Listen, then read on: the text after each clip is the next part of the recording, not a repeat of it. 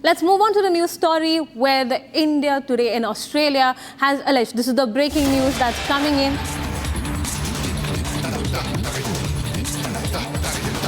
Prominent diaspora outlet The Australia Today on Friday voiced its concern after Canada blocked its social media handles and pages.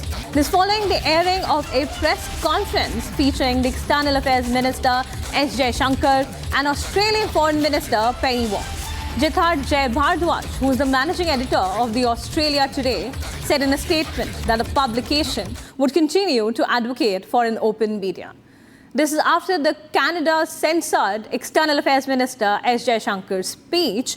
The prominent diaspora outlet, The Australia Today, has voiced the concern that Canada blocked its social media handles and pages following the airing of the press conference which featured India's External Affairs Minister, Dr. Jaishankar, and his counterpart, Australian Foreign Minister Penny Wong. Now, Jaishankar, who's the managing editor of The Australia Today, has issued a statement which read that the publication would continue to advocate for an open media.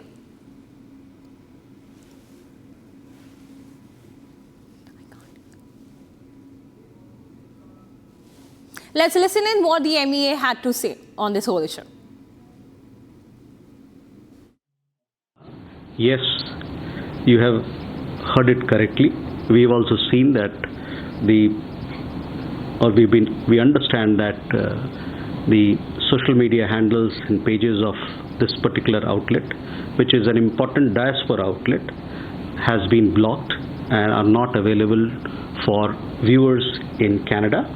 This happened just a few hours after this particular handle carried the press conference of External Affairs Minister along with Penny Wong. And the particular media outlet also had several articles on the visit of the External Affairs Minister, as also an interview of External Affairs Minister. So we were surprised. It looks strange to us. Yes, we are right now joined live by Abhishek Kapoor, who is the Senior Executive Editor at Republic TV. Abhishek, could you really help us understand, with this gag order issued by Canada on Jaishankar's speech being aired, what does that really say about the relations between India and Canada? Because it's already fairly strained at this point. Well, we know what it says about the relationship between India and Canada, but one wonders what it says about the relationship between Canada and Australia, because the comments made by Jaishankar were with the Australian counterpart Penny Wong by his side, and for the Canadians to block that press conference clearly reflects that the Canadians are in such a spiteful state of mind that they can hurt themselves and their own interests because of their hate India sentiment, at least Justin Trudeau establishment, if not all the Canadians. And actually, it's not all Canadians. It's just Justin Trudeau personally leading the charge, driven by his very strong anti-India thoughts, given the fact that for his political survival, he really depends on a bunch of Khalistanis. He has essentially painted himself into a corner, and all indication is that he's on his way out. And till the time that he's there, he's still going to cause some damage to the larger India-Canada relationship.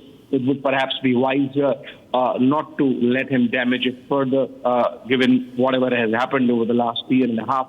And of course, Jaishankar was making a comment on the developments of last week when a certain red line was crossed and temples in Brampton and Surrey were targeted with violent Khalistani mobs attacking the devotees there and entering inside the compound and vandalizing is something which had not happened or has not happened till date. So obviously, and look at the irony that all these Khalistanis, including Gurpatwant Singh Pannu, including what Vijay used to do at his Gurdwara, all that was allowed in the name of freedom of expression. And now we have Canadians really stamping over the freedom of expression of Australia Today just for beaming the press conference in which India's Foreign External Affairs Minister was speaking. So obviously, it's like the Trudeau regime has really gone bonkers and hopefully there would be a democratic price to pay in Canada for that. Thank you, Abhishek, for those details. Coming in, viewers, right now, I'd like to bring in my colleague Samiksha, who's joining us live from the newsroom. Samiksha, help us really understand now that the managing editor of the Australia Today has also issued a statement. And as Abhishek also mentioned about the possible curtailment of freedom of expression, how does that really play out between, Australia, India and Canada really at this point?